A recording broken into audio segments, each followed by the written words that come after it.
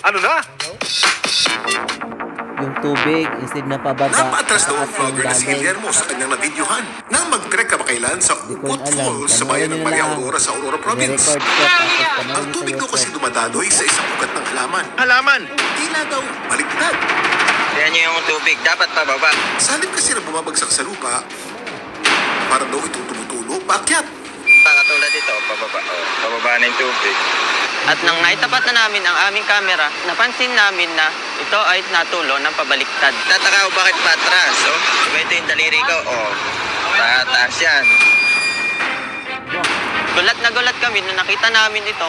Naisitan namin i-upload ang video dahil namangha kami at naaliw. Pero bakit nga ba mistulang baliktad ang daloy ng tubig? Kuya Kim! Ano na? Ang tila nakakamalikmatang na videohan ni Guillermo, Tataka ko bakit patras, oh. hindi bunsod ng magic o kababalaghan. Taas yan. Kaya nyo yung tubig, dapat pababa. Kaya itong ipaliwanag ng siyensya. Diba ito yung daliri ko, oh. Kahit na mukha mang paakyat ang daloy ng tubig, ang totoo,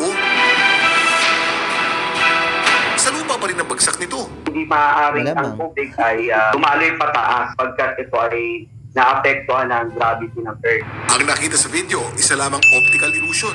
Epekto na tinatawag na stroboscopy effect. Nagmumukha yung object na magalaw pataas pero hindi naman talaga. Gawa nung maikling pagitan ng droplets ng tubig sa pagtuloy-tuloy nitong pagdali pababa, nagmumukha tuloy itong dumadaloy pataas. Halimbawa na lang doon sa Erickson ng electric fan, na kung saan makikita mo kung tuloy-tuloy yung pag-ikot nito, nagmumukha nga backward yung movement.